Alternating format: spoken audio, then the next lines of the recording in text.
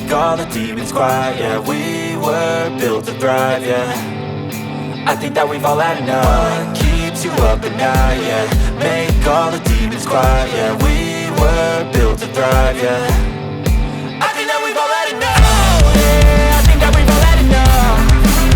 Sick of dealing with the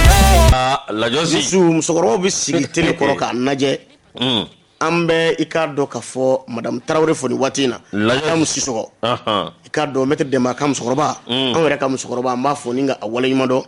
kanya aja sanogo zernina amba foni nga awale nyumando madame Sal Tanti Jaba nunu ne buka wati bla ku sigi ka naje sanga ani wati wallahi uta naje te de ambi ka laje do marfa be ka ci anda laji opma awaminye awum de sekola mamunum sekola oye awekado dibila barakela oye olu tukma utiye nga minye awekado ala no lu sababu mau banzoro awekado lafia konyani karama konana mi awekado alftendaw fusendaw l'enfant de Kifoso la josi nigo krafe babulu radio sirafe mi ikado ne rekoroke sedna Umar Keita l'enfant de Kita Kuruni Budofo joli garçon de fo chebi jeana e bi boyana la josi ngani réalisation donga temaka ibisa ala ya gundo dama upma awakado sedna Umar Keita ka fo ka wali mando morbo buko ka z Traoré jara jarabuche la si awakado alebe divula jamando go kumbo kefa ka angoloshi kuyate Keita ka mo bijimla opma marndaw kata se tungarama lazi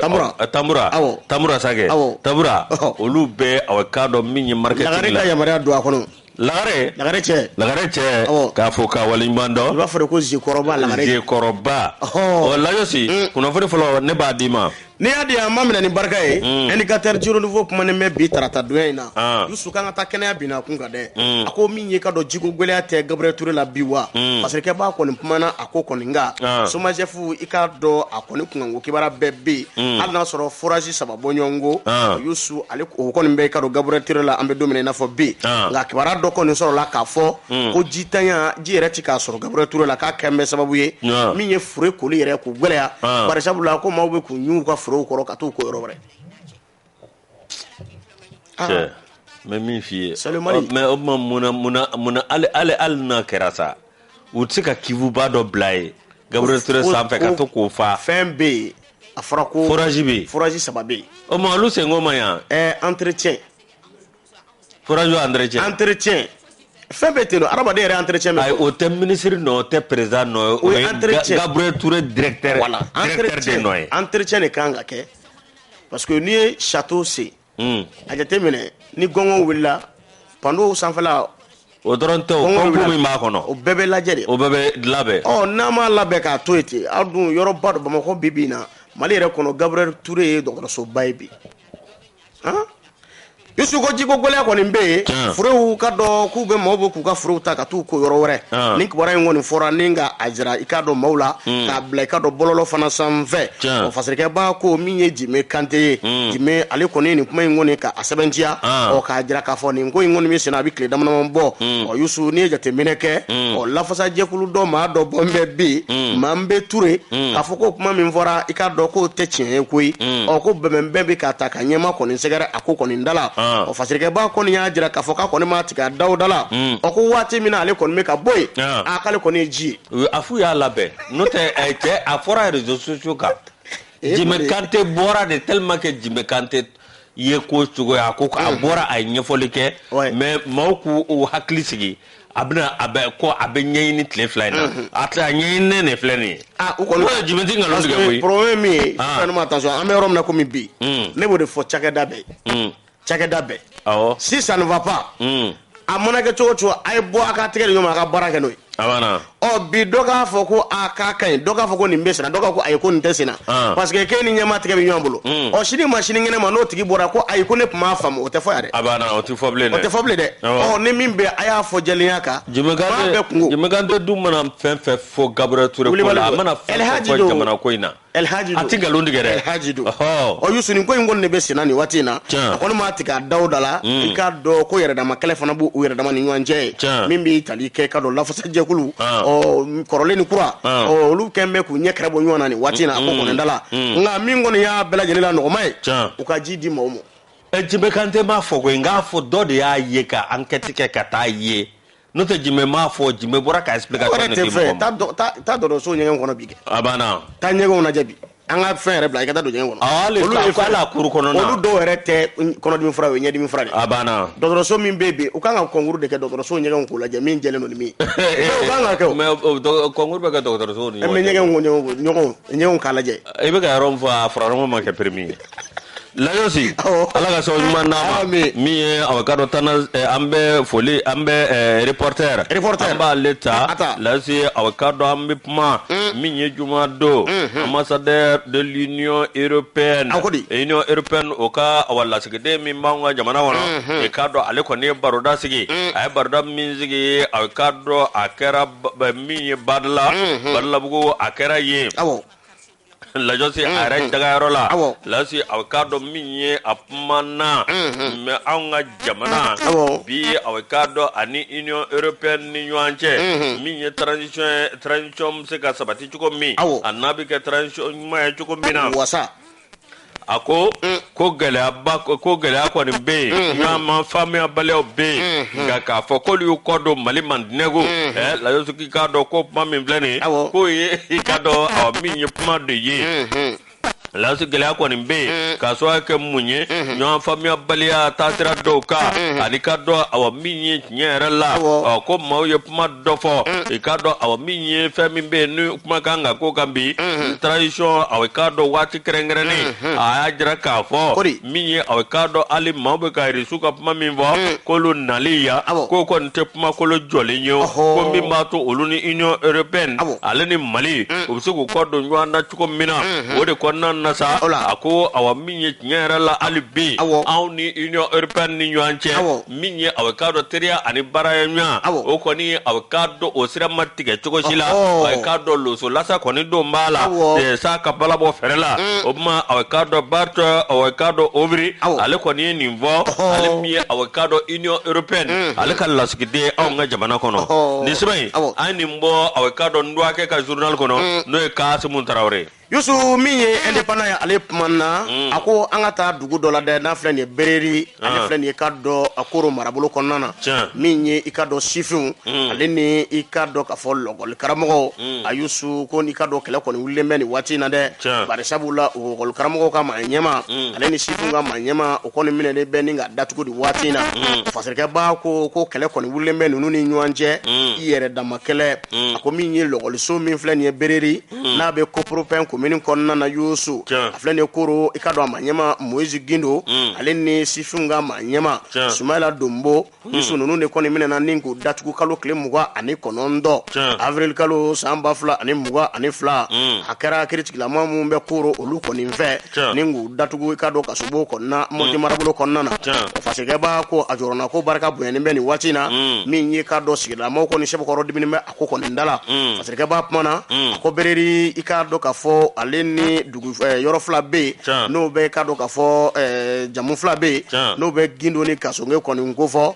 Yusu waleya kɔni bɛ u ni ɲɔgɔn cɛ fasikɛba ko ninnu dun sigiɲɔgɔnmaw don balimamaw don kabini lawale kɔnɔna a ko bɛɛ lajɛlen sɔrɔla fɛn jumɛn nɔfɛ u bɛ tali kɛ jibondo la n'a bɛ forage kɔni ko fɔ u nana ni gɛlɛya u ni ɲɔgɔn cɛ ni kana ni balawu ye u ni ɲɔgɔn cɛ fasikɛba ko k'a ma ɲɛ min kɔ damakasi sɛbɛn kɔni bɔra Koro ni kana ninnu nɔfɛ Yusu ka kɛ ni mankan min kɔni kɛra ka sɔrɔ ka cidenw bila kana ko maa mun nana Yusu ko maramafɛntigiw kɔni de nana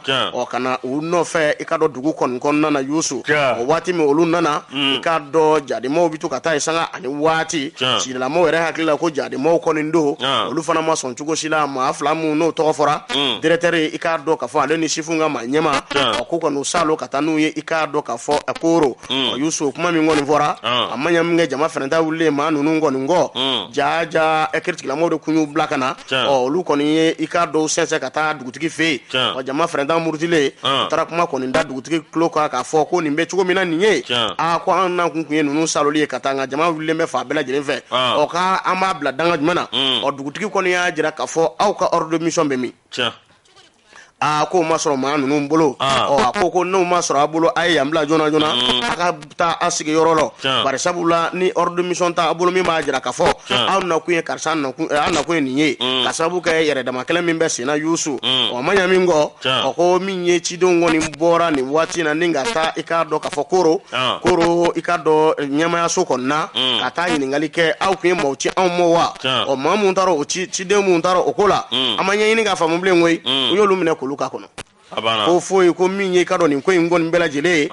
ko maa mun n'u y'olu minɛ k'olu datugu ko balawu fɛn bɛ ka wuli nin waati in na k'olu nɔ ye nin ko in bɛɛ lajɛlen kɔni ye ko nin kɛra sababu ye maaw bɔra fan caman fɛ n'u k'u ka dusumakasa kɔni jira min ye ka dɔn lɔgɔlimɛtiri n'o bɛ tali kɛ Misɛla directeur ale n'i ka dɔn sifinw ka maa ɲɛma Yusu ninnu minɛlen bɛ nin waati in na a bɛ kiiri tigilamaw kɔni ka bolo kan ni k'u datugu min ye ka dɔn k'a fɔ sigilama caman kumana o ko sigikafɔ de fɛn caman fura ye a ye na fɛn fɔ an ye an bɛ se ka fɛn min faamu o ka maa minɛ ka datugu ka sɔrɔ an tɛ fɛn karamɔgɔ a ko da la a ko ye ko min n'u tɛna jɛn n'a ye fiyewu cogo si la u bɛ wele fili an ka jamana faamaw ma yɔrɔ ninnu dun bɛ yen bi-bi in na u tɔnbu u yɛrɛ mɔ i k'a dɔn k'a fɔ jademaw bɛ k'u sago kɛ u la n'a fɔra k'an ka kiiri tigilamaw fana k'u yɛrɛ sago k'u la k'a ma nɔgɔn koyi o de kama u bɛ fɛɛrɛw kɛ ka wele bila an ka jamana faamaw ma u ka fɛɛrɛ bɛɛ lajɛlen kɛ u ka se k'u sen don nin ko in na min ye directeur d'école ye fɛɛrɛ ka se k'a sigi sen kan joona joona ka se k'a bila bari sabula ko nin dugu in yɛrɛ ko Ala ni jademaw sababu lɔgɔlimɛtiri tun tɛ ka taa ye mun kɛn bɛ ka taa i k'a dɔn farafimayɔrɔ la bi n'u bɛ ka kalan kɛ olu bɛ ka u ɲamada maa min fɛ n'o minɛna ka datugu ko kɔni bɛna ni gɛlɛya kɔni faralen gɛlɛya kɔni nka u b'a ɲini ka dɔn jamana faamaw fɛ u ka fɛɛrɛw bɛɛ lajɛlen kɛ maa mun minɛna ka datugu u ka se k'u bila joona joona cogo min na bɛɛ ni kɛlɛ y'a sigi fo ka se ka k'a fura ye walasa i ka dɔn jamana in bɛ se ka kolosuma cogo min na jademaw b'an kan an yɛrɛ dama bɛ ɲɔgɔn kan a Yusu k'o ye gɛlɛyaba ye nin min bɛ tali kɛ i k'a dɔn k'a fɔ gindolakaw ale n'i ka dɔn kasongilakaw ko ninnu bɛɛ k'u ɲɛ kɛrɛ bɔ ɲɔgɔn na k'a bɛ waatinin bɔ dɛ k'o de kɔni kɛra sababu ye u kɔni ye maa dɔw minɛ ni k'olu datugu sigida maaw kɔni y'a jira k'a fɔ u bɛ fɛɛrɛ ɲini ka wele bila an ka jamana faamaw ma Asimi n'a ka jamaw k'a lajɛ u ka taa nin yɔrɔ in na ni ka kow kɔni jateminɛ fɛn min y'a lɛgɛsɛ a lakika a ka se k'a dɔn sani ko wɛrɛ kana bɔ a ko da la i kɛrɛ se indépendant kɔnɔ ne tɛ président fɛ cogo di nin ko ninnu dɔw bɛ se ka ɲɛnabɔ ko bɛɛ ko Asimu n'a ka mɔgɔ n'i ye ko selen ka taa a bila ko fo k'a fɔ ɲɛma ye ni ko bɛɛ sigira ministre bɛ min ministre ye mɔgɔ minnu nommé sigida la yen nɔ ani gouverneur olu bɛ min administration bɛ yɔrɔ bɛɛ wa administration bɛ yɔrɔ bɛɛ a kɛra yɔrɔ jumɛn a ma kɛ Koro wa administration bɛ yɔrɔ bɛɛ wa n'a kɛra Koro Bayaŋara mana kɛ région ye wa o tɛ Bayaŋara gouverneur wele o kɛra ka t'i se Asimi de bɛ se ka instruction di o ma sa n ye kibaruya dɔ mɛn ko nin bɛ yen t'a lajɛ a bɛ cogo min na o de don wa ka jotigi jɔ ka jatigitigi gouverneur de fana bɛ Asimu représenté donc ni nin kɛra pour que ko kana taa ɲɛ hali ni Asimu yɛrɛ tɛ ale bɛ se k'a dossier ta a mɛn n'u kɛɲɛna de u bɛ sɔrɔ ka se Asimu ma ni kɛɲɛ kɛra duntu la mun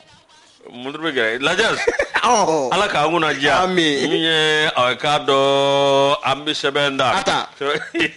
n'an bɛ sɛbɛn min da o ye cikan ye cikan k'a dɔn min ye adoption de programmation budgétaire économique 2023-2025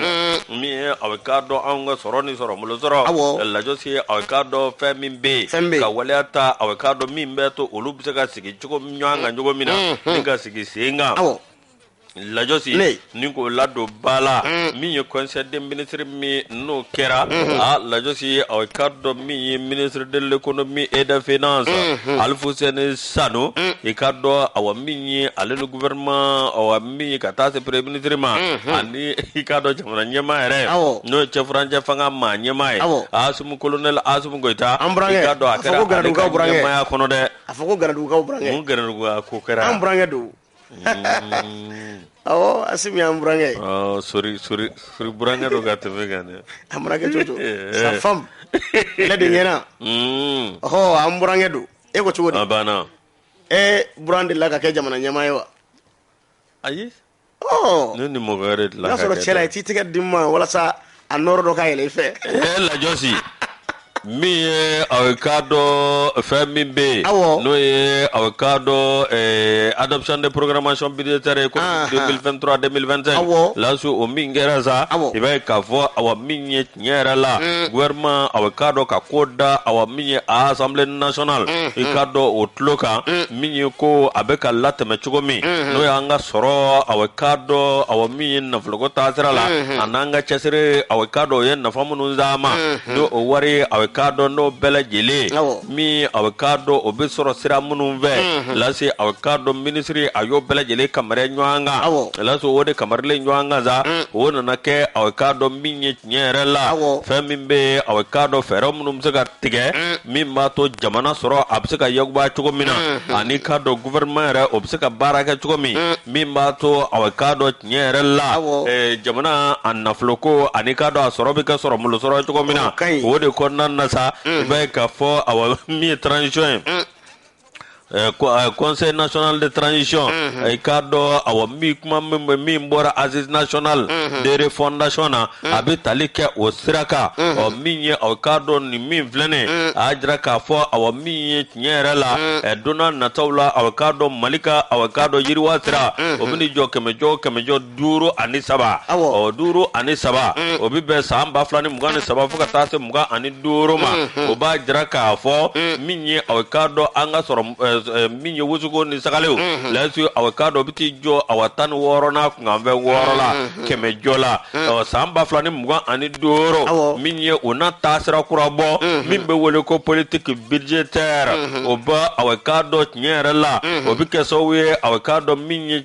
wala mununda wala mi awakado ni a jengera na yimo ani kado sedao wore ko nan nasa minye awakado ani anga anter ambaraka nyo munumbe no fo monetaire international o minye awkado ni mi vlani ibe ka fo aw minye una feretige minye ka wale yaw jira wala mi awkado no bi ke sowe mi mato anga soro absega ke awa soro etugo mi mimbe wale ya jamana do olumse ku yere ye mingo nana do tabara ka boy soro munu manake lazi awkado minye nyere la gouvernement ngone ale ajira ka fo awkado ana wulika joke minye awasira do be munum beke awkado an repsika so nisiki mununga mfolo wa munum sika danye ko folo nambo lu nyana bo la se awkado minye oyanga wolo masiri tawaga yoroi ani lakana obisabati chugo mina obma awkado femme force de défense et sécurité la se awkado wolo masiri tabao ani kado anga lakana tikilambao la se awkado minye nyere la mi na folo na do dafe no temera ka boy minye awkado anga awakiri obsika lateme chugomi wa minye ka kobla sena wala sakiri absika kiri jamana dombu yere ye awkado kiri min tasira la lasi yirwa be do kiri konna na chugomi Allah just no temana ka boy minye awkado nyera la armadenya sira yirwa kato sira fe ani awkado jamana dew olubsika dunga fabsika sabati chugomina no borai lasi awkado minye dona natawla minye anga kalaflu tasrai ani wale werew lasi ikado anadolu sirafe upma awkado no tabana ka boy minye awa yoromunu bi no e awa anga region krowe lasi awkado wale do nata ningolu segere o lasi awkado nimika sowe mi accord de paix et de réconciliation mi vlane mingera awkado accord d'Alger obe flane la si awkado nyera la minye awkado fana na laje wala sa awkado femi be no décentralisation obsika ke chugomi mi soro tasira la obma awkado ministry o de konana ay nyefoli chamange ina fo awkado minye abbe jawarana chugomi kuna fondi law olu nyogoro ina fo nyera dengeri mbegwe che ma enga bage garatare ninkayo Alex Karam anye ni ne fo gouvernement be kan isra kura min tan ninkai awo o ka kene dayele be awo ikana nyefoli ke bamana ngani to bukauna ka kuna fondi law ta fa bela jele fe akana fo ko kuma dira kuma donu da ka fo abana membi kuni kanche ministry yininga abana o de bara tabulu o nga na ya abeke ma dɔw ye cogo dɔ lajosi min ye ministre ye i ka dɔ kunnafonidilaw kɛlen k'a ɲininka lasi a y'a bɛɛ lajɛlen fɛsɛfɛsɛ wa min ye a ye kuma dɔw fɔ lasi tiɲɛ la nin bɛ hakilisigi di fasodenw ma. an bɛ n'an don n'a ka jama fo n'o danbele u ka ni initiative an b'a fɔ ko c'est salutaire. Alassane Diomele fo k'u bɛɛ lajɛlen fo k'u waleɲuman dɔn. Alassane Diomele min ye ORTM a ɲɛmaa bi an b'a fo bi su in na o ye Masumale Colonel Sadio Kamara baara banna u y'o de fɔ dɛ o ka ɲi o n'a ta tɛ nin ko ka ɲi nin kɔni nin bɛ kɛ sababu ye an bɛ se ka fɛn caman faamu nanzarakan ni bamanankan a banna ala k'an kunnaja lasi nin sɛbɛn ye a ye nin bɔ aw ka dɔ cikan kɔnɔ Fatumata Fofana nin y'ale ka fasiri ye lasira ni Yusu ale kumana ni danaya dar'i kan i hakili to i ka sigidalamaw la n'i kɛra marabolo ɲɛmaa ye n'o bɛ maire ko fɔ n'i kɛra cakɛda fɛn fɛn ɲɛmaa ye Yusu i hakili to i ka maaw la n'o bɛ tali kɛ i ka dugumaaw la an bɛ don min na komi bi Falo maire ye k'a bolila ka taa k'a ka dugulamaw to dɛ Yusu ko a kɛn bɛ k'i mago b'o la pewu k'o fili u kɔjala kɔni nka fasirikɛ b'a kuma bɛ a ko kɔni dala a ko Falo min bɛ bila marabolo kɔnɔna na MPR ka maire min bɛ yen n'o bɛ ka dɔn Mamuru Buwarɛ kɔni ko fɔ ko min bɛ tali kɛ bilala ale yɛrɛ ni i ka dɔn yɔrɔ cɛ kilomɛtiri 80 bɔ ɲɔgɔn ko fasirikɛ b'a kɔni kumana a ko kɔni dala a ko nin ye gwɛlɛyaba ye bi kabini danaya dara Sogɛli Kokana Mayiga ka wa min ye Falokaw ɲɛmadaw ka maire ka bilen koyi tuma bɛɛ a bɛ Sogɛli kɔ yala la ten ala danaya dar'i ka sigida dɔ de la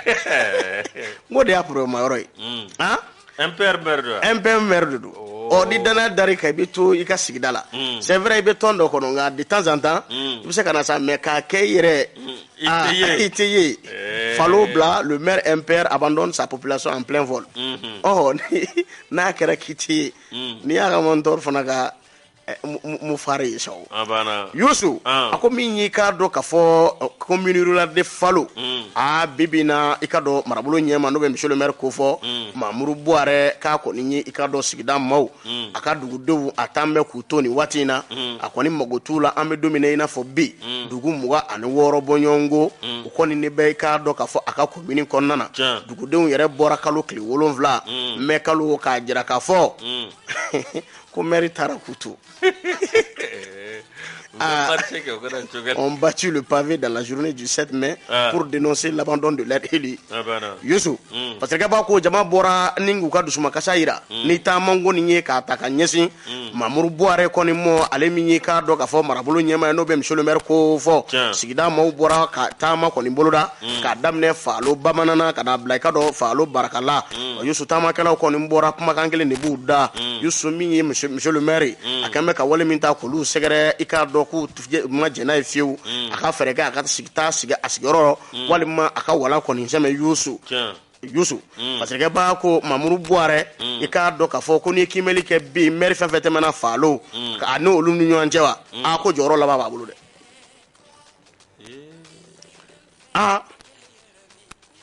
Mamuru Buwarɛ est considéré comme le dernier des maires.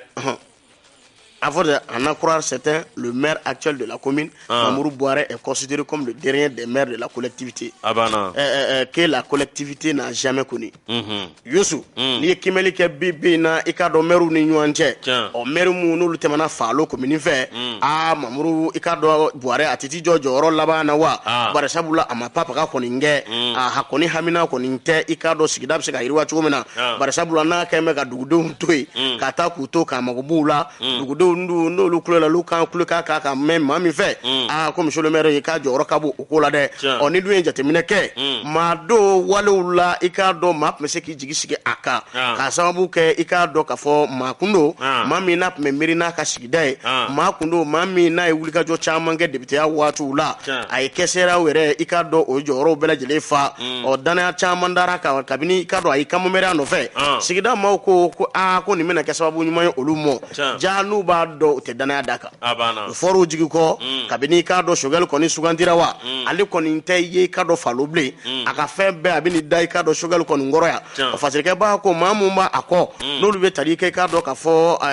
addition kɔni na Yusu a ka maa mun bɛ yen olu bɛ se ka baara dɔ kɛ mais olu tɛ se ka baara bɛɛ lajɛlen kɛ bari sabula sɛbɛn dɔw bɛ yen olu tɛ se ka sɛbɛn dɔw bɛ yen n'ale yɛrɛ bolo nɔ tɛ i ka dɔn o tɛ se ka baara cogo si la o n'a ɲamana gɛlɛ ni maa min taara ka t'i ka baaraw labɛn n'a fɔra ko maire ta mɛn nin yɔrɔ in na k'a ma na fɔlɔ ko fɔ ale yɛrɛ ka bolo nɔ bila a la Yusu n'a damandaw de kɛra sababu ye sigida maaw sɛbɛkɔrɔ dimina nin waati in na o kɔni y'a jira k'a fɔ u bɛ min ɲini i k'a dɔn jamana ɲɛmaaw fɛ u ka fɛɛrɛw sigi sen kan joona joona ni n'a ɲɔgɔnna walew i k'a dɔn ni sugantira yɔrɔ min na i k'i banbɔ o yɔrɔ la nka e bi ta kɛ yala yala ye o ko danaya dare ka i ka dɔn parti ɲɛmaa kan k'o kɛra premier ministre ye e yɛrɛ y'i ka yɔrɔ bila pewu ka n'i ta kɛ i ka dɔn o kɔrɔ yalali ye o k'o y'a damana bɔliyaba ye bibi in na k'a kɛn bɛ ka na ni farafarali yɛrɛ dugu kɔnɔna na musojɛkulu ni ɲɔgɔn cɛ bɛnden sigida maaw ni ɲɔgɔn cɛ bɛnden fɛn fɛn bɛ kɛ sababu ye ka na ni yiriwa sigida la kalanko n'i k'a dɔn k'a fɔ sigiɲɔgɔnya ni baara taabolo ɲuman Yusu k'a kɛn bɛ i ka dɔn k'i mago b'o nin bɛɛ lajɛlen la ni nka i ka dɔn sigida maaw to u kɔjala kan k'i mago b'o la pewu Mamoudou Bouare sigi ka taa koyi an k'a fɔ monsieur le maire k'a ka taa taa maire n'o tɛ nin ma ɲi dɛ an y'a bɔ i ka dɔn sirɛni kɔnɔna na STD bon an ka jamana kɔnɔ fana suivi tɛ kɛ suivi de tɛ kɛ Mali kɔnɔ o de ye problème ba ye fɛn dɔw bɛ sigi sen kan a tɛ lajɛ mɛ min f'i ɲɛna i tɛ maaw tulo minɛ siɲɛ kelen k'a fɔ k'i bɛ tila k'u tulo minɛ filanan na k'i b'a poroti u senege b'u tila sigi i ka sigida danaya de y'i sigi ne ba n'o danaya kelen ma k'a fɔ maa dɔ kɛra fɛn ye k'o ye place dɔ sɔrɔ e b'i ka dugudenw fili n'o tigi taara mɔgɔ ka min faamuya transition ye wagati kunkurun de sa n'o tɛ foyi tɛ o ye kelen filanan ye cɛkɔrɔba dɔ bɛ kuma dɔ fɔ kuma bɛɛ ɲɛna ko n denkɛ i faso minɛ n'i bolo fila ye maa si kana kulonkɛ faso la a ma gban i dala cogo o cogo i bɛ se ka t'i ɲɛma dugu yɔrɔ min i bɛ se ka taa yɔrɔ min na lafiya kɔnɔna na i tɛ kunnada yɔrɔ min na o ko y'i faso ye Ala k'an kɛ faso kanuna ye amina rabi Yusu an tɛ taa sugu la an ka taa sugu la an bɛ tila k'an masaba cogo groupe commerce an bɛ belebele fo nin waati a filɛ kumanen don min ye aw ka dɔn tiɲɛ yɛrɛ la cɛmɔgɔja ale kumanen don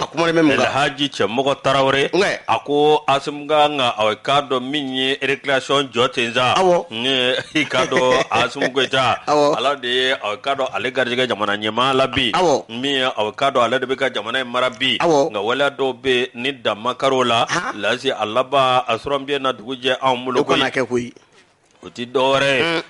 lajɔsi tiɲɛ yɛrɛ la nin ko in aw ka dɔn tiɲɛ yɛrɛ la maloyala ko ba don nin ko in k'an ka jɔ ten sa min ye aw ka dɔn colonel Asimu Goyita ale de bɛ se ka fɛɛrɛ sɔrɔ nin ko min filɛ nin ale de bɛ se ka fɛɛrɛ sɔrɔ a la nka min ye tiɲɛ yɛrɛ la bi i ka dɔn anw ka denmisɛnninw kɛn bɛ ka baara wɛrɛ sɔrɔ koyi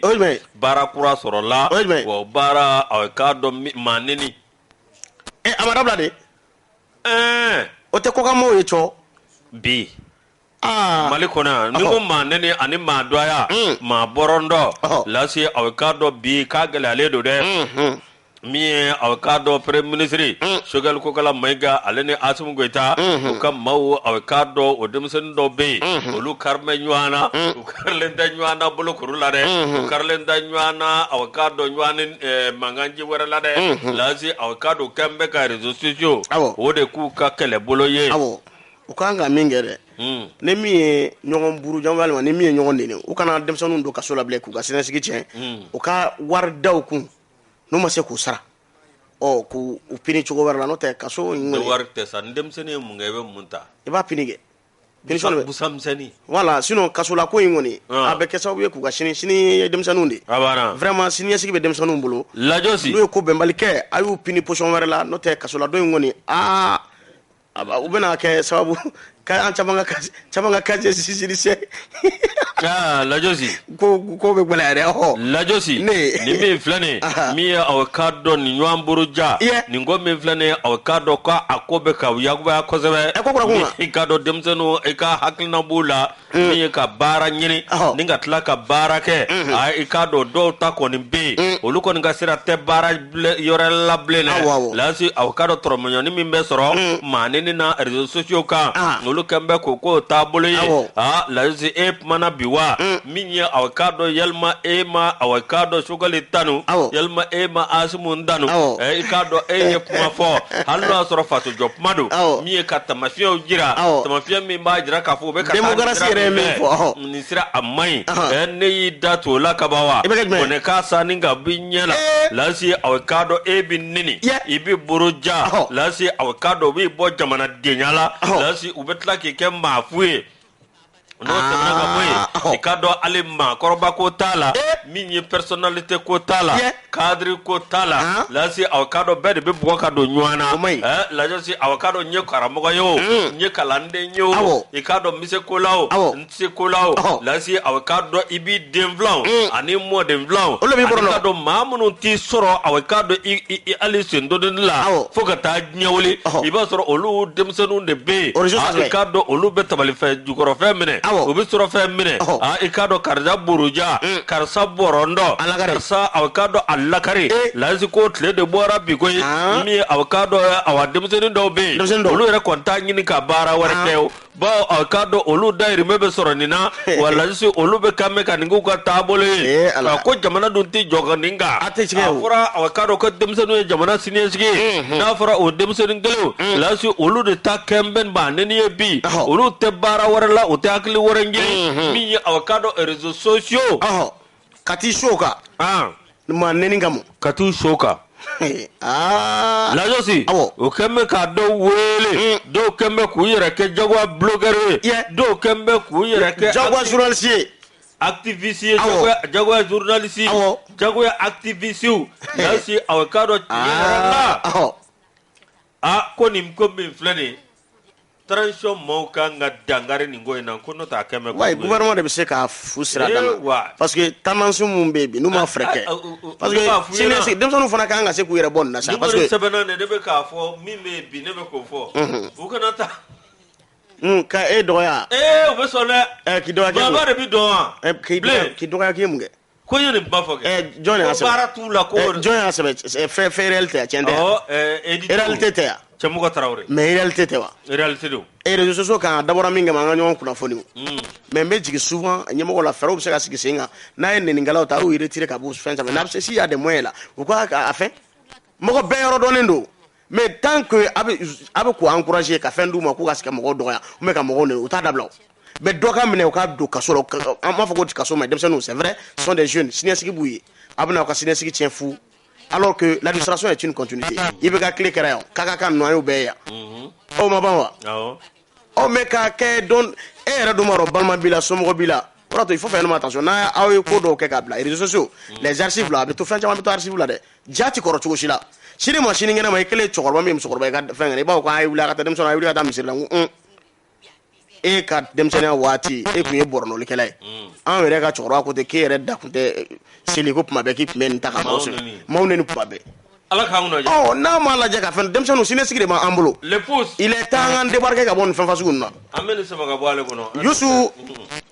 indicateur jero niveau ale mana ikado ka do fora kala ko kwa no be formation ko fo la ko le nangwa manazrakana ko renforcement des capacités pédagogiques kala kadara kono yusu kerengerenya la mimi taleke sigida worona kayre logol so logol métrique me fla bonyongo o se be koro kala ko se ka family chaman soro janguta ka benidien re tabulu monye anika do kala re tabulu monye le syndicat libre des anciens des écoles privées silema yusu ale de ni bara sigi singa kalo kle ngwan wolovla katabla kalo kle bisabala afrikalo samba fla ni muga ani fla akunye ka se ka logol karamo ko keme fla bonyongo go ko lusebe koro kala minye kere yo ko karamo go yo se ka lafia boda soro chomena ninga kala nyuma nge lafia se ka na chomena abara kunche baro sigira singa sibirido akera ikado groupe scolaire Cheikh Anta Diop la sugoningo ma bacha ma me akene kono kalankunda abana parce que ba ko ni kalambolo ino be formation ko fo anyasi ne me mamuma oye ka do kala no eduguma kala ni chamanje kala ani ka do sanve kala mawuye o se ka chama famu chumina bara ere ka chugo nyuma na ani kala ere sinsi chugo la jamana kono wala sa ika do ka fo kala nyuma o se ka sabati chumina anga jamana kono na secrétaire général du bureau de Silema communiste togola Doris Togora ali koni mpana akoni mpana ni nganye foli chama nge o k'a jira k'a fɔ gwɛlɛya min bɛ a kumana u kan fɛn fɛn bɛ lɔgɔli karamɔgɔw kan walasa k'o gwɛlɛya kɔni duba f'an k'an sɔnni sigi formation kan Yusu formation i k'a dɔn n'o bɛ kalan jolenw kofɔ o ka se k'a kɛ sanga ani waati lɔgɔli karamɔgɔw kun Yusu k'o nafa de ka bon kuma ni kuma k'a to ka kalanbolo sigi sen kan min bɛ ta ka lɔgɔli karamɔgɔw sɛgɛrɛ k'o ka ɲi u kana maa bɔ maa la i kɛra kɛn yɛrɛ ye o i kɛra faso ta ye o bɛɛ lajɛlen n'i bɛ dɔ fara i ka dɔnniya kan tuma bɛɛ kalanbolo i k'a dɔn Yusu bɛ kɛ sababu ye i k'a dɔn faamuyali caman bɛ na yɔrɔ maa mun fana b'i lamɛn i bɛ maa mun kala olu fana bɛ se ka fɛn caman sɔrɔ cogo min na kalan yɛrɛ taabolo ɲuman n'an b'a fɔli ko connaissance Yusu kan ka jamana ɲɛmɔgɔw kan ka fɛɛrɛw bɛɛ lajɛlen kɛ bibi na u k'u sɔnni sigi lɔgɔli karamɔgɔw ka formation kan Doris Togora a kumana o kan a kɔni y'a jira k'a fɔ ni jateminɛ kɛ bibi na ko école privée k'olu b'u seko kɔni na kalan ɲuman bɛ bi u bɛ kalan min kɛ a dɔnniya fana bɔ u la ko i k'a dɔn k'a fɔ faso ka kalan ma lagosili tɛ nka bɛɛ k'i wasa don i ka ba min maa mun bɛ n'olu bɛ i k'a dɔn i ka kalan k'i bolo olu se ka faamuyali caman sɔrɔ cogo min na kalanbolo taara ka maa mun sɛgɛrɛ olu maaw tɔgɔ la i k'a dɔn madame Samakɛ Awa Dawu fo ka taa se madame Alahaw Safiatu Ture mɔ ninnu sɛbɛkɔrɔ nisɔndiyara nka n'i y'a ta ba Doris i k'a dɔn Togora u y'a fo ni ka a wale ɲuman dɔn ko nin kalanbolo kɛra sababu ye olu ka se ka faamuyali caman sɔrɔ u ka baara yɛrɛ taabolo ɲuman na u ka se ka fɛn caman ɲɛdɔn i k'a dɔn lɔgɔli yɛrɛ i k'a dɔn kalan taabolo ɲuman sabatili la nka k'a kana dan nin dɔrɔn ma dɛ kuma ni kuma u ka to ka kalanbolo sigi sen kan ka bɛn ni waati yɛrɛ taabolo ye ani waati yɛrɛ cogoya ye min bɛ kɛ sababu ye k'olu nafa kosɛbɛ ko n'o tɛ k'u ye tile 4 min kɛ nin formation na a Yusu ka ni sabababa bɛɛ na ka ni kunkɔrɔtaba bɛɛ na olu kɔni bolo ko dɔ wɛrɛ t'olu bolo foli kɔ ka ɲɛsin i ka dɔn syndicat libre des enseignants des écoles privées kɔni mɔ ko ale bi ko Ala ka dɔ fara u ka baara kan ko nin ka ɲi kosɛbɛ lɔgɔli karamɔgɔ 200 bɔ ɲɔgɔn kɔ sigida 6nan na ka kalanbolo k'u kun sɛbɛkɔrɔ nisɔndiyara Doris Togora Yusu k'u y'a fo ni ka waleɲuman dɔn a n'u ka bureau kɔnɔ maa bɛɛ lajɛlen Yusu ko nin de bɛ i k'a dɔn k'a fɔ yiriwa sabati bari sabula jamana n'i hakili to i ka kalanko la siniɲɛsigi ɲuman b'i ye dɛ an y'a sama ka bɔ indicateur journaux kɔnɔ Adama Jabate an bɛ foli lase min ye anw ka dugu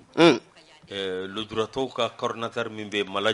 Jalo Kati denmisɛnnin teri don ale de min ye dagayɔrɔ a y'o ɲini ye ka tila u bɛ se ka ladonko ɲuman kɛ cogo min lasi ka mɔgɔ ɲini a bɛna mɔgɔ ɲini minnu bɛna formation kɛ lujuratɔ ko ani ka dɔn min ye u bɛ se ka baara minnu boloda lasi ka dɔn bɛɛ bɛ programme o kɔrɔmasuru o de ɲɔgɔn tɛ hali an ka jamana kɔnɔ o kɔrɔmasuru ye jumɛn ye kana e filɛ ta dɛ ne e Yusu ko bi ko assalamu alaikum Izala maaw b'i ta i tɔgɔ ma nɔrɔ dubalen bɛ ka bɔ maa min ɲɛma u bɛɛ renouveau lajɛ lamɛn ko kabako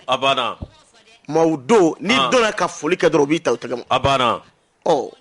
bɛɛ hakili jago ka émission na o don ne ɲɛji bɔra so dɛ i y'a ye sa min nana plaisir ka émission voilà télévision so awɔ tiɲɛ yɛrɛ la a ko ale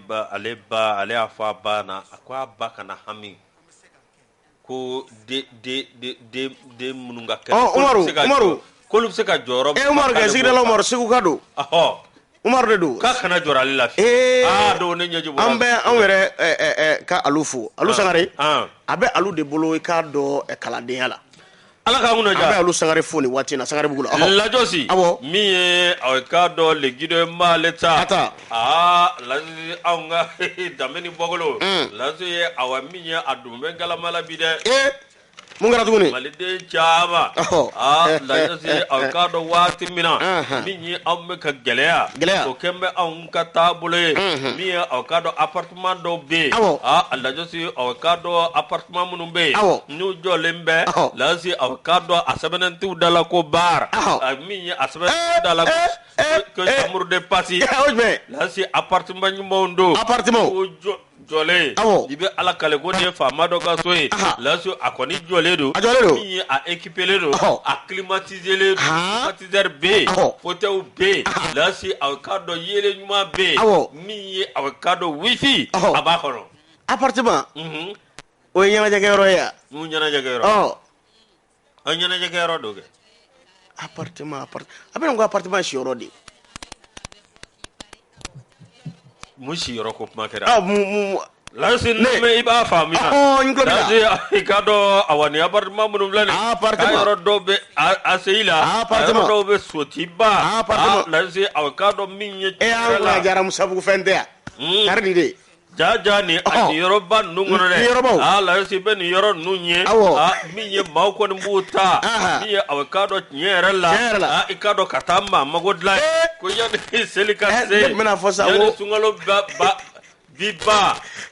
Yɔrɔ sunkalo o kɛn bɛ sutura kalo ye. I ka dɔn yanni sunkalo bi ban. Dɔw kɔni ye aw ka dɔn min ye maaminɛli caman kɛ. Ni appartement ninnu na. Min ye appartement ye wa. Ka maaminɛ. Sɔngɔ aw ka maaminɛ. Ka maaminɛ cogo di. Aw muso dɔ n'a bɛ maaminɛ wa. Lansi. K'a ko fɔ wa. Awɔ k'a ko fɔ. Ko mun bɛ yen. Lansi. Ne. Min aw ka dɔn ni appartement minnu filɛ nin ye. I ka dɔn awa min ye 4000 fo ka taa se 5000 6000 min ye 24 heures. O ye location sɔngɔ ye sa. Ale ni kalo kelen location. Lansi. Min ye aw ka dɔn Chinois ka bar. Ani bar minnu bɛ yen. Ni aw ka dɔn chambre de passe b'u la. Mɔgɔw bɛ taa dulɔ min ye aw ka dɔn ni ka tila ka tɛmɛ. Aw ka dɔn u ka kow fɛ. Lansi aw ka dɔn ko baru. Tiɲɛ yɛrɛ la olu mangoyalen don bi dɛ. Olu y'a kɛnɛkanda ye. Olu y'a kɛnɛkanda ye. Ko nin yɔrɔ kɔfɛlen ninnu kɛ mɛ ka patron minɛ o baruw la bi dɛ. Ja ne m'a faamu. E bɛ k'a mankutu k'a mankutu ne bɛna fɔ sisan ko Ala kana n faatu foyi n'i ma don. Ja ne bɛna kɛ fulakɛ ta ɲɔgɔnna ye. Ja e ko mun bɛ k'a kɔnɔ. N t'u ma mago dilan ye. E ma mago dilan. Lajosi. Tile kelen. Tile kelen. Min ye wifi bɛ yen. Wifi bɛ yen. Climatiseur bɛ fiɲɛ kan. Lansi aw ka dɔn yɔrɔ a ka ɲi kosɛbɛ. A ka ɲi. Min ye e sera ye wa. A ɲɛfɔli kɛ journaliste fɛ cɛ mun de kɛra. Lansi. Journaliste de b'a. E ko k'a ka ɲi kosɛbɛ. N'i y'a mankutu k'a dama tɛmɛ. Lajosi. Ne. Min ye aw ka dɔn sunkalo. Caman bɛ olu kɔni ma bɔ. Sunkalo bɛ ban tuma min. Min ye aw ka dɔn dɔw bɛ yen. Olu kɔni ye maaminɛli kɛ nin yɔrɔ kofɔlen na. Lansi aw ka dɔn nin yɔrɔ a bɛ maaminɛ. Lansi aw ka dɔn min ni sunkalo banna. I ka dɔn awa min ye forojaw bɛ bɔ ka bila. Lansi jogo bɛ bila so kɔnɔ. I ka dɔn awa jogo ɲuman bɛ bila so kɔnɔ. Jogo jugu bɛ bɔ. Nin yɔrɔ kofɔlen min filɛ nin ye. Lansi aw ka dɔn min ye tiɲɛ yɛrɛ la. Chambre de passe. Hali n'o y'a sɔrɔ. Min ye aw ka dɔn ko jeunes ka yɔrɔ tɛ. Appartement. Nka ko baliku minnu bɛ yen k'a daminɛ san 50 fo ka taa se san 60. An t'o intervalle kɔnɔ. Nin kɔni. An t'o kɔnɔ. An t'o kɔnɔ. An t'o kɔnɔ. Nin de sa nin. Lajosi. Olu de bɛ nin yɔrɔ kofɔlen ninnu maaminɛ dɛ. Lansi aw ka dɔn min ye tiɲɛ yɛrɛ la. L'exo sagɛ. U ni jɔnniw bɛ taa yen. Min ye aw ka dɔn an balimamuso minnu bɛ yen. Min ye san 22 san 26 u bɛ t'o ta. Min ye lɛrɛ damadɔ nka u bɛ tile kelen wari sara. Lansi aw ka dɔn ka taa lɛrɛ damadɔ kɛ. U bɛ tila ka so in labila. Fo aw ka dɔn ni aw marché wɛrɛ sɔrɔ la tun. Iso. Lansi. Min ye aw ka dɔn ni appartement dɔ bɛ yen. A gérant dɔ bɛ yen. U ko tiɲɛ yɛrɛ la. Ko sunkalo kɔni k'olu kɔni kun tɛ baara la. Ko olu tun bɛ jama kɔnɔ. Ko gɛlɛya tun b'u kan. Ko sunkalo bannen in na. Ko marché yɛrɛ tɛ jɔ fiyewu. Gérant wala. E laban de a ka sugu gɛlɛya dɛ. A tɛ kɛ damujilaw ta ye ko kana n wele dɛ ko i cɛ bɛ yan. Ni e y'o fɔ maaw bɛ damuji la. Lajosi. O ye damu jɔ dɛ. Nin yɔrɔ kofɔlen min filɛ. Ni sera in ka yɔrɔ dɔ la maa ti taa yen. Appartement minnu filɛ nin ye. Appartement. I k'a dɔn tiɲɛ yɛrɛ la. Ko maaw ta don. Min ye jamana a k'a dɔn a sengolabaw ye. Min ye a nafolotigibaw. Kadiribaw. K'olu de bɛ nin yɔrɔ ninnu jɔ. Ni ka bila ye wa k'a ka fisa luwanse ye koyi. I bɛ min sɔrɔ a la i t'o jogo sɔrɔ i t'o jaga sɔrɔ luwanse la. Tile kɔnɔ an bɛ kalo kɔnɔ de. Tile kelen ko e y'a fɔ cogo min na sisan 20 000 francs par jour. Multiplié par 30. A wari don. 30 000 francs. A dɔw yɛrɛ bɛ yen wifi ninnu ni fɛnw bɛ yɔrɔ min na. Ani minnu ka kana dilan ninnu ka ɲi. An'u ka karo ɲumanw ni tapi ɲumanw bɛ yɔrɔ. Jardin b'a la, piscine b'a la. Wa a piscine ma yɔrɔ hali a yelen man bon. Hali ti maa la sa yen kosɛbɛ. E de la ka se wa? fasiri b'a kɛ tɛ k'a ɲɛfɔ wa ne tɛ cogo di an bɛ Bamakɔ dɔn an ye katikaw ye Lajosi a sɔrɔ min fɔ wa ni yɔrɔ minnu filɛ nin ye n'o y'a sɔrɔ min ye baara minnu bɛ yen n'olu dayɛlɛlen don a kama olu bɛ impôt sara u bɛ k'a dɔn an ka sagalen ni wusuru ninnu sara lasi nka i k'a dɔn nin yɔrɔ kofɔlen ninnu i k'a dɔn tiɲɛ yɛrɛ la ko ninnu tɛ dɔrɔmɛ kelen sara jamana ye wa i k'a dɔn baara dun bɛ ka k'a kɔnɔ baara jumɛn ne ye mun f'e ɲɛna est-ce que baara in lakɔnɔnen don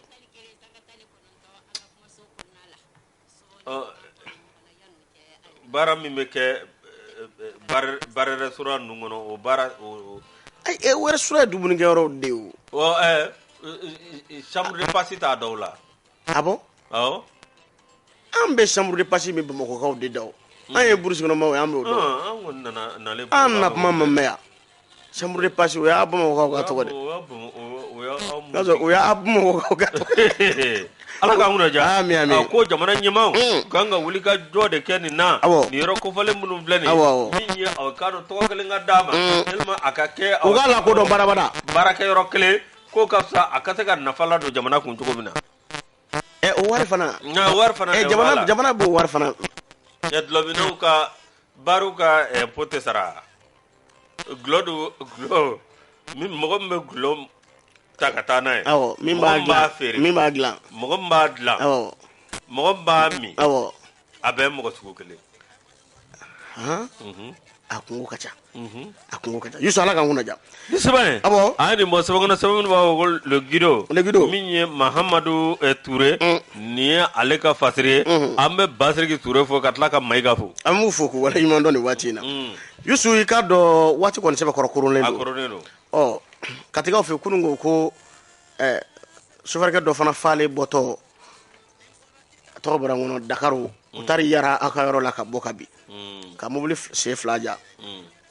sew kɔni jalen don a binna kɛrɛ kan fɛn kumana o kɔni ka i ka dɔn indicateur kumana ka Adama Jabate maa caman kɔni y'a ja ye ko a kun falen don sofɛrikɛ kun falen don kosɛbɛ o da to sira dafɛ feere ka ɲi san nka waati dɔ la nin n'a ɲɔgɔnnaw bɛ maaw sira a ko ɲɛ wa maaw kɔni sentigɛ wuli tila a kɛra ka mototigi o da to fana kana gɛrɛ moto la kojugu kosɛbɛ ni bolimafɛn min b'i ɲɛfɛ disani dɔ ta i n'a cɛ hali n'a kɔra mɛtiri 3 mɛtiri 4 bɔ ɲɔgɔn mais an bɛ gɛrɛ u la kojugu parce que n'a ye choc sɔrɔ dɔrɔn i yɛrɛ bɛ don choc kelen kɔnɔ o de y'a problème yɔrɔ ye kati nin kɛra ye kunun sɔgɔmada joona fɛ 8 heures wagati ko chauffeur in kɔni bɔtɔ tun bɛ Dakar Sam ye frontière datugulen tɛ ko Dakar fɛ de don en provenance de Dakar c'est renversé hier lundi donc a bɔtɔ tun bɛ yen ayiwa a mama bana sa mama fo ma kɛ maa la nka sofɛrikɛ kɔni u y'ale ta ka taa hakiliw fara ɲɔgɔn kan dulɔ k'a bila fura ayiwa Yusu ni ye kibaruya an bɛna min kɔnɔ kuma da bɛɛ lajɛlen tulo kan secrétariat permanent